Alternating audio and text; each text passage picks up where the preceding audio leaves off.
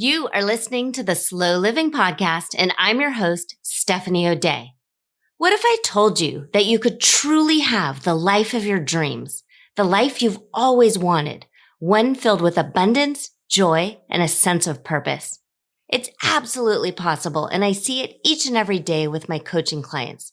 It all starts with learning how to slow down. You deserve to live the life you've always dreamt about. Let's get started.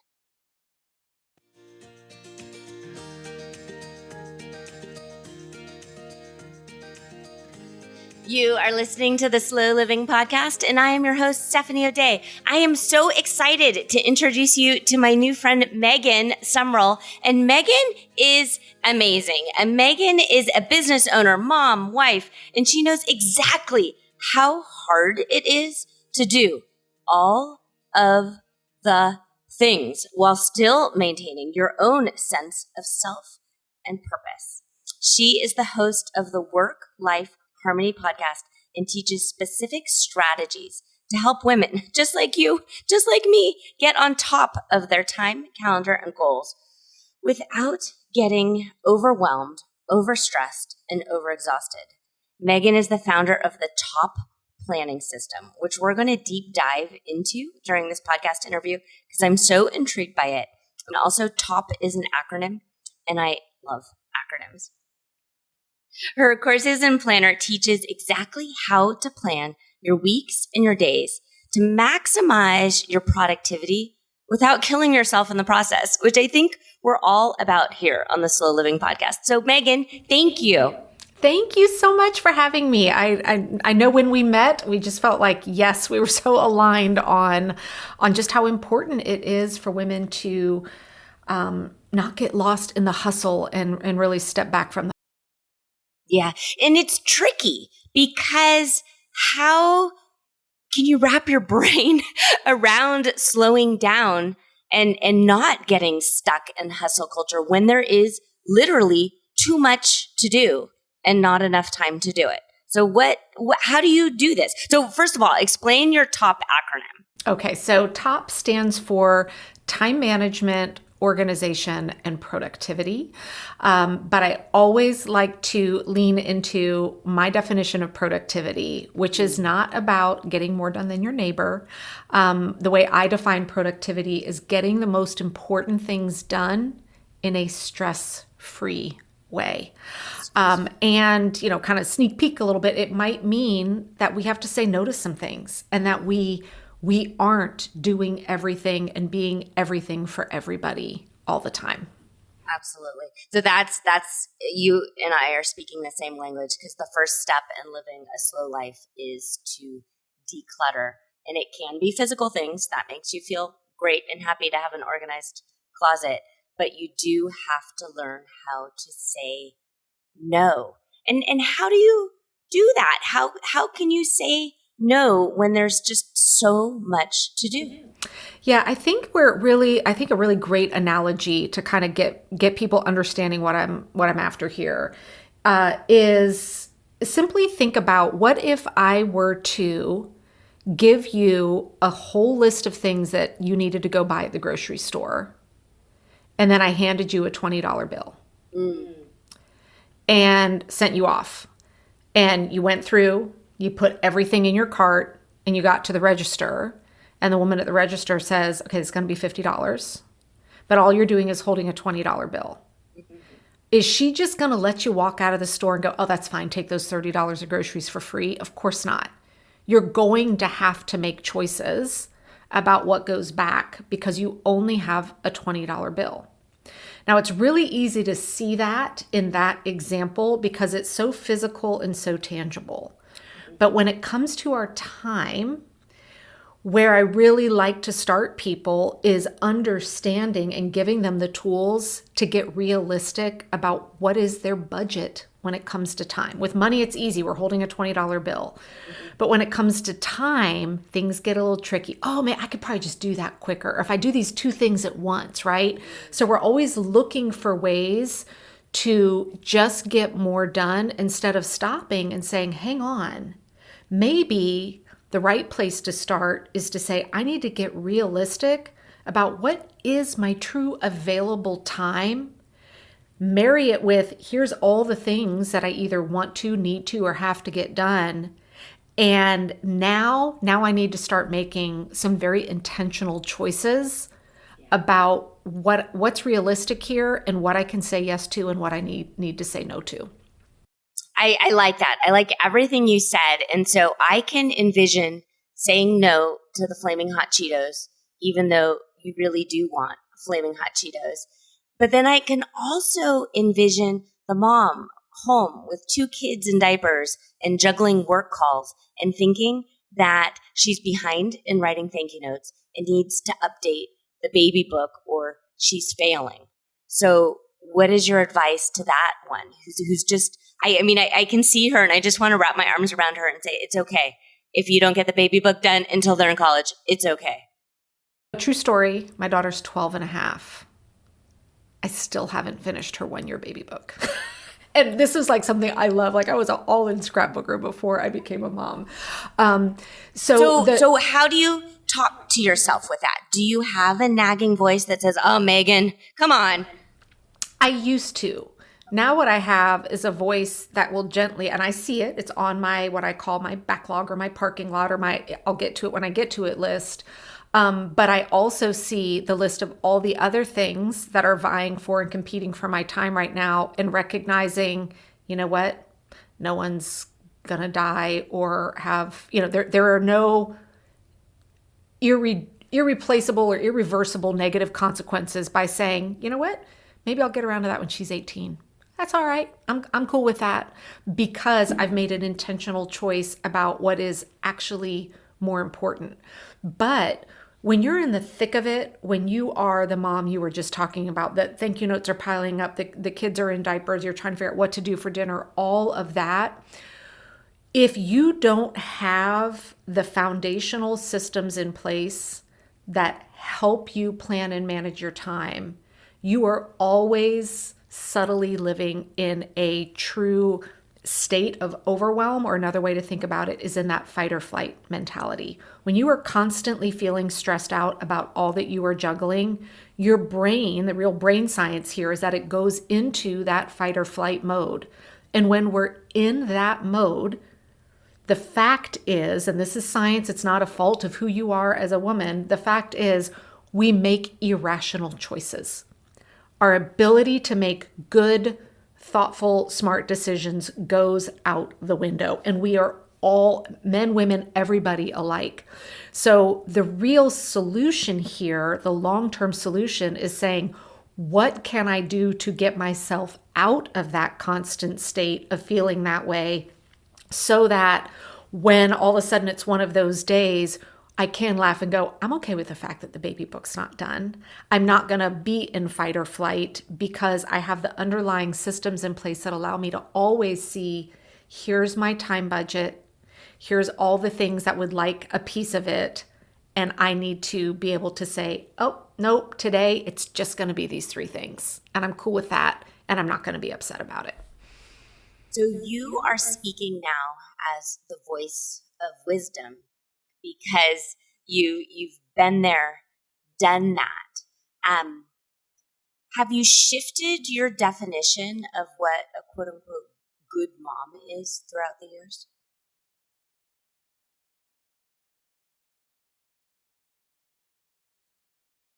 Of tears up yeah, too. No, It's true. So we have very, very similar stories. Megan and I are going to be fast and furious friends. Because my youngest is 13 and love her to death, but she doesn't have a 1-year baby book. And it's fine because I know I'm a good mom, but I work in an elementary school. And so I see these new moms whose oldest is like a TKer. So brand new 5-year-old, and they've got a 3-year-old, and they've got one in the Bjorn, and they're struggling, and yet they're still volunteering for every single PTA bake sale. And they're still volunteering to reshelve all of the books in the library. And really, I want them to just go home and put on Bravo and fold laundry slowly. Yeah, I think, when I found out I was going to be a mom, and it was not an easy journey for us. So, I mean, the joy was just, oh my goodness, I was so excited. And I had all these visions of what motherhood was going to look like for me.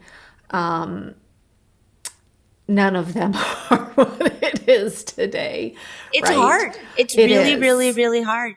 I like that analogy of your heart is walking around outside your body, and you're just like watching your heart. And if you had a chance, I joke with my kids, if I had my way, I would shove you all back inside, so then I know where you are.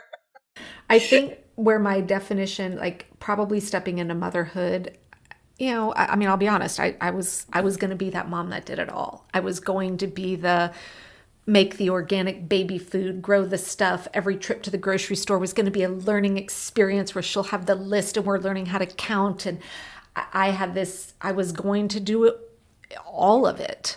Now my definition of being a good mom has shifted to, I am going to prioritize my mental health so that I can be the mom I desire to be, which that mom means one that is actually enjoying the journey. Oh gosh, Megan, I've left so much behind. Yeah. I don't do hardly any of the things I thought or that I tried to do initially as a new mom. And now I know that prioritizing 30 minutes of something for me allows me to show up for the next 3 hours 100% better than always being in service to others, which is kind of what I feel like motherhood has become. It's your job is to be in service to others all day long. And there's no clocking out.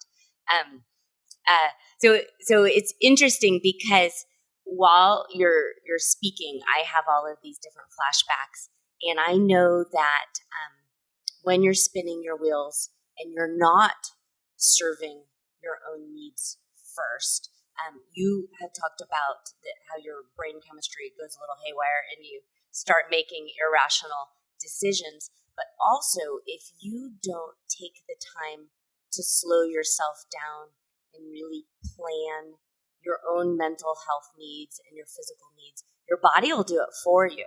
And I know you and I have talked in the past about adrenal fatigue. And I had a bout with that, and you had a bout with that. And recently, the media is kind of making fun of the middle-aged mom or the older women, and they call them Karens.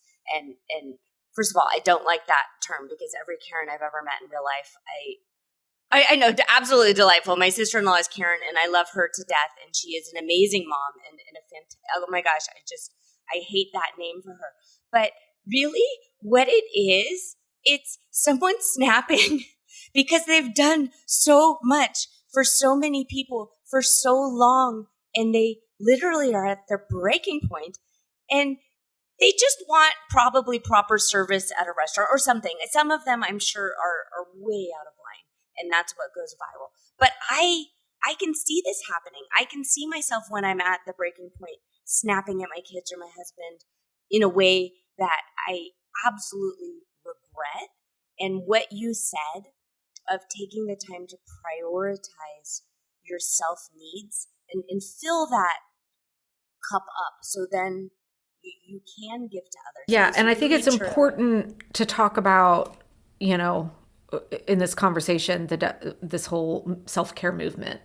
Because when I'm talking about prioritizing yourself, I'm not talking about what social media is showing as hashtag self-care. No, you're not going to get your nails done every other day. Human hygiene and nutrition is not what I'm talking about. Those are basic skills of survival. Showering alone does not count as taking care of yourself. If those were things you did before motherhood for basic human hygiene and nutrition, sorry, we're not going to now package it up and go, oh, well, then this is how you fill your cup up. No, that needs to become a given.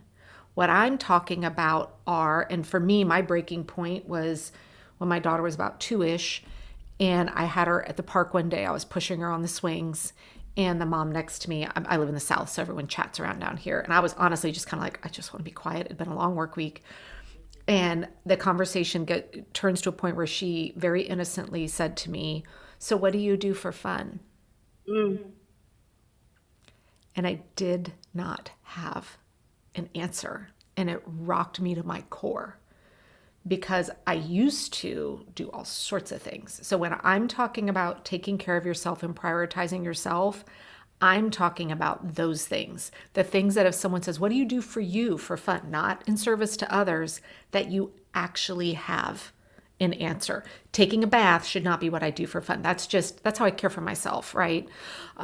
So that I feel is really missing for so many women today. And we're so desperate for it that sadly we're calling a bubble bath or a pedicure how we are taking care of ourselves. That's just caring for your physical body. That's not caring for your soul, your heart.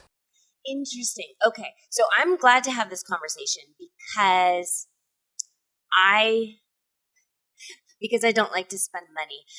Manicures and pedicures have never really felt like self-care to me. So I'm glad. I do like baths and I do like unwinding. I like yoga. But I think what's interesting is when I think of what I'm doing all for myself, it's things that I lose track of time. And it's just so insanely enjoyable to me that Things I you would do it usually forever and put, ever and ever. yeah, and that's the things you would usually go, well, I'll do it only if I have time, right? Those are the things we need to shift the story and say, no, I'm prioritizing time for that. And the subtle difference, like I'm a huge bubble bath lover as well. Before children, it wasn't an event for me to go take a bubble bath on a Tuesday. It was You me didn't going, need to announce it. yes, and schedule it and coordinate family. That's what I'm talking about. Like if you did those things before and they were normal, they should be normal now. I don't need to rearrange 12 people's schedules so I can go take a bubble bath on a Tuesday night. Come on, that's crazy. But like for me, one of the things I started doing that's been on my list is something I've always wanted to learn how to do is I just started taking cello lessons. That's something for me. 100% for fun, for all of that. And so it's that. What is that for you, right? That maybe you used to do or you've always wanted to do, but now you feel like I can't because there's no time.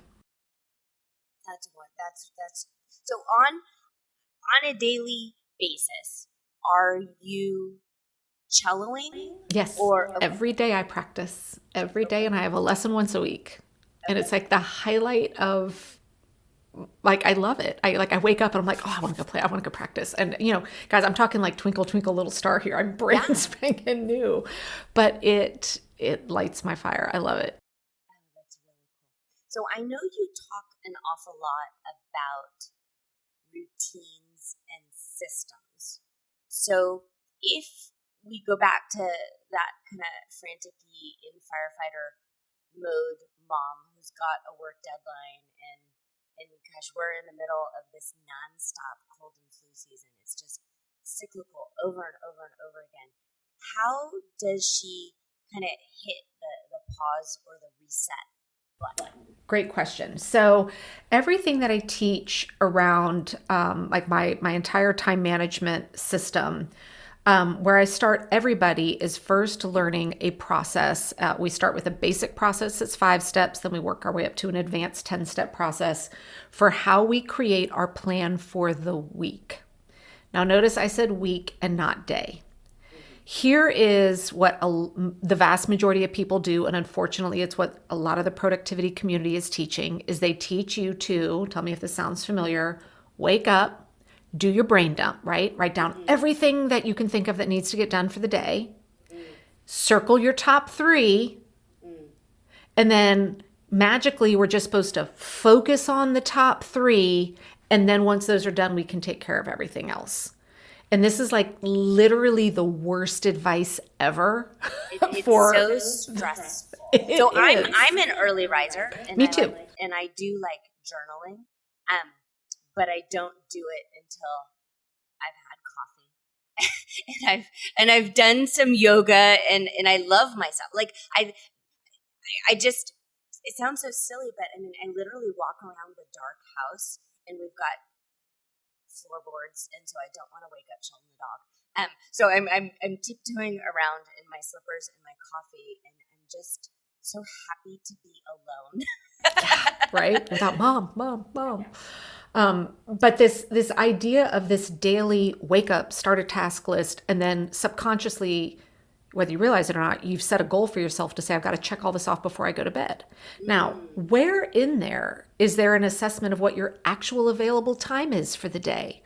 Where in there are we acknowledging that maybe today isn't one of those days where you're focusing on one of your goals? Maybe it's a day where there are 9 things that truly are priorities that have to get done. So how the heck are you supposed to pick top 3? And what happens if 10 minutes later your kid wakes up and they've got a fever and now they aren't going to school, right? So this daily way, I call it just in time living. It keeps you in that perpetual state of fight or flight mode. So instead, I teach people we're going to throw that away and we are going to learn how to create a weekly plan where this gives us the ability to look at, okay, what are all of the things that I believe I need to fit into this week? And then how we layer it with one of the things I teach, which I don't see anyone else doing in planning and managing your time, is layering it with the realities of your life. And I like to call this your unavailable time, where you are awake, you are in motion, but those things on your list are not getting done. So perfect example for me, from right now we're doing a hybrid homeschool with my daughter. So from 7 a.m. to 8:30 every morning, I am in motion. A lot of things are happening. Waking up, making breakfast, getting snacks ready, the lunch, the dog, taking a shower, all of that. Nothing on my traditional list is getting done during that window. I'm not being, quote, productive, right? But most of like that doesn't usually show up in someone's calendar either. So when they look at their day, they're like, oh, I've got all this time. Well, when you start layering in your realities of when you're very, quote, busy, you're busy being busy, but your things on your list aren't getting done, suddenly what people start to realize is traditional ways of planning and managing their time, where they have a calendar over here that has appointments and then a huge list over here. They look at their calendar and they're like, oh my God, I've got like 8 hours. Well, then when you layer reality on it, they come back, they're like, oh my gosh, I only have 3. And so, and this can't be done on a daily basis because it doesn't accommodate change well. So this is why we create this weekly planning structure where we're layering our realities with our commitments, with the list of all the things that we want to get done. And we're also layering in what I call planning for uncertainty, where I know right now if something were to happen where what I'm planning on doing for, when we get off this call for the next 2 hours, if my daughter would if the school were to call or the dog gets sick or whatever, I have the systems in place to say, it's okay. I know how to pivot this and move it somewhere else so that then I don't go into panic mode, that the anxiety rises, then we start making poor decisions and then we start trying to do 12 things at once. But it does take more of that weekly planning. You cannot accommodate change at the rate it's coming at you if you're going from this day-to-day, just-in-time style of living. The firefighter mode. When my oldest was a baby, I was working full time and she came to work with me, and I listened to audio cassettes on tape while it was nap time because I was running preschool centers, and it was Stephen Covey's The 7 Habits of Highly Successful People, and I remember listening to it and just feeling so overwhelmed because he did exactly what you're talking about. And this is funny, it was kind of the early-ish days of the internet, and so I did some Googling and realized that he was the founder of the Franklin Covey planning company. So then I emailed them and I'm like, well, this doesn't work for moms. And we actually went back and forth for a few times until they essentially told me to get lost and sent me a 15% off coupon. Okay, I love this Yeah. because I was a Franklin Covey system Okay. person. Well, you were a former techie guy. For a techie over corporate 20 person. years. And when I became a mom, it stopped working for me. Yeah, no, absolutely. It was really interesting because so the way I got my first literary agent was pitching the Totally Together Planner, and that's still out there. So it's Totally Together Planner, Shortcuts for an Organized Life, or simple, I don't know, something like that. It does not sell well at all.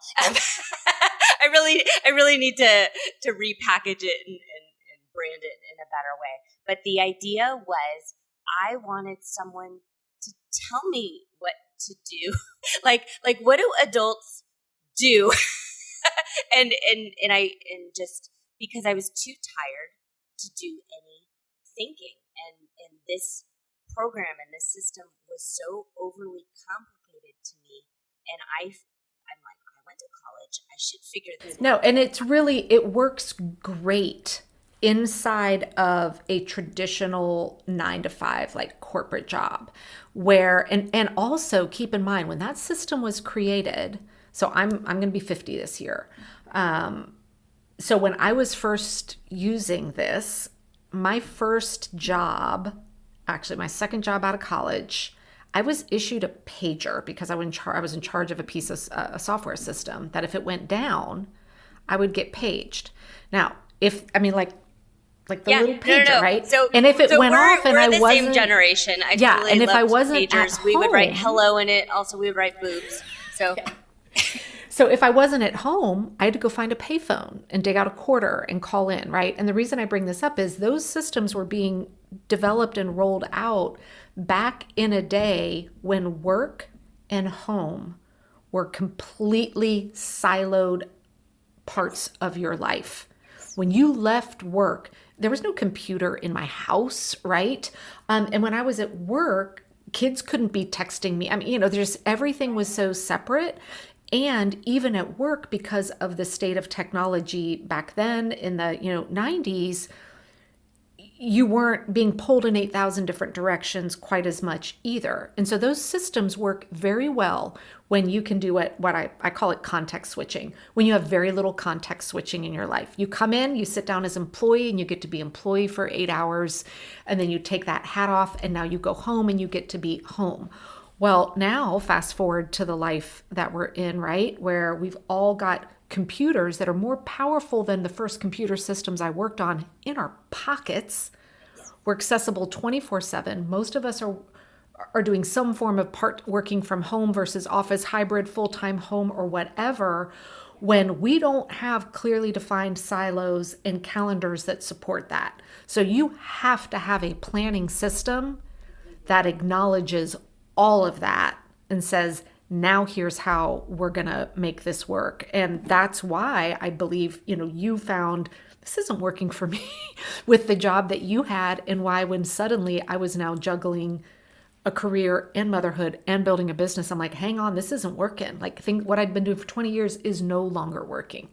Yeah. I like everything you said. And I love, so that form of context switching is definitely huge in the psych world, and they try and tell you not to multitask or not to have two competing thoughts at one time. And for the longest time, I beat myself up in my brain because I thought I really should only be doing one thing at a time. And yes, if you're performing brain surgery, pay attention. But in real life, I'm driving to the supermarket, I'm totally thinking of different things. I'm changing a diaper, I'm thinking of different things. So yes, I love the idea of being present and focused, but also in real life, and especially in today's real life, cut yourself some grace. And it is okay to feel like you are doing more than one thing.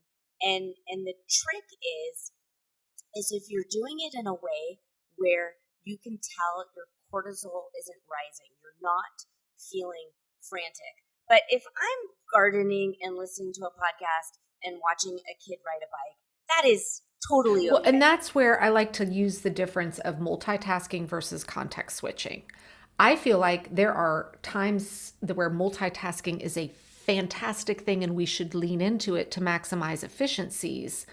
But I can multitask where my brain is really only focused 99%. Like you talked about, I do a lot of my personal development and research while I'm running, walking the dog, or doing house chores because my brain's not going, Megan, you're running, right foot, left foot, right? It's happening. And my brain is focused on what I'm listening to. Now, I do put a lot of effort in helping people with their weekly plans minimize context switching, where you might be holding a fussy baby while cooking dinner, while trying to help the older kid with homework, while also trying to return a work email. We got to stop that. This is where I want to tell you should have put the crock pot in earlier. Exactly. Yes. There you go. So we need to get planning strategies in place that minimize the amount of times we don't quite feel like a pinball in a pinball machine all day. It's like, I'm mom, I'm employee, I'm wife, I'm mom, I'm back. We want to minimize that, but absolutely we're going to put routines in place that leverage the good type of multitasking to just get some operational efficiencies going. Yeah. And I like that. And back to your running analogy, I know when you do your habit planning and your building of your systems, you're doing it in a way that your body kind of takes over and you have muscle memory. So yes, the first time you go for a run, you're probably concentrating on the fact that you are running. But if you keep doing it over and over again, your body does take over. And then you can start listening to the audio book on tape that you've been putting off and things like that. Yeah. Megan, I am just so thankful that our paths have crossed and there's a lot sometimes to be said about social media and how it, I don't know, sort of robs you of time. But then every once in a while, I get a diamond like you who come across my inbox, and I'm just so thankful for you. And thank you for sharing so much time and such amazing advice. Where can people find you? So I am very easy to find. I am just Megan Summerall everywhere, Instagram, Facebook. I would say I have a really great free training out there that if anyone is listening and is still kind of like, I've tried these time management things before, and you want to get a little flavor of my approach to it, you can just go to theworklifeharmony.com. Or even just go to my website and you can sign up and take it's a video training. You can watch it at your own pace. And if you're listening to this, obviously you're probably a podcast listener. So feel free to come join me on my podcast where I've had Stephanie as a guest as well. And that's also called Work Life Harmony on all the podcast players. I really try and jump in. And if it's a week where I'm solo, I keep it to about 10 minutes with a really quick time management strategy for you that you can digest quickly and get into action. That is wonderful. I'm going to put you on the spot, and because this popped up in my head, because I already know that you do believe in work-life harmony and balance. So that whole idea that it's a myth, we're just not even going to dive into that right now. But I was recently chatting with someone who told me that she thought the American dream was dead, and that it felt like daggers in my heart because I'm raising children and I don't want them to think that. So what are your thoughts on that? And again, I'm putting you on the spot. I apologize. No, when I hear that, my thought is that is someone that is in a state of perpetual overwhelm and doesn't see a way out. And does it happen overnight? No. It took me several years to build and develop the framework that I use now. But I believe it is 100% alive, but it requires us, and I'm talking about women in particular, moms in particular, it might require us to reframe our definition of what the quote perfect mom is. So I run a very successful business. As a sole owner of it, I work on average 4.5 hours to 5 hours a day, 4 days a week. and that's it. And I take most of the summer off with my daughter. My afternoons are spent being in full mom mode. I just started cello lessons at the age of almost 50. So I feel like I am living the American dream. I work hard, don't get me wrong, but I'm not hustling. And there's a difference. There is a difference. When you work hard and you're not hustling, you feel gratified, you feel triumphant, you feel fulfilled. And those are the feelings. And I sleep 9 hours a night. Oh gosh, I love sleep. Right? It's like my most, I wish I could be awake to see myself enjoying how much I like sleep. Oh, absolutely. If your sleep is not in check, definitely look into that. And I have recorded a podcast earlier on sleep. It is a really big deal, and it took me a while to get a system and a routine in place to meet my own self needs. And again, just like Megan was saying, sleep, proper nutrition, taking care of your body is not self-care. That is just what humans do. The same way I walk Sheldon and I feed Sheldon. If I didn't, I would be a neglectful pet owner. So do not neglect yourself. Okay, we are going way off tangent, and I'm sorry, Megan. No, I could talk to you all day long. Day. I think you're great. If you're having a 50th party, sign me up. I want to come.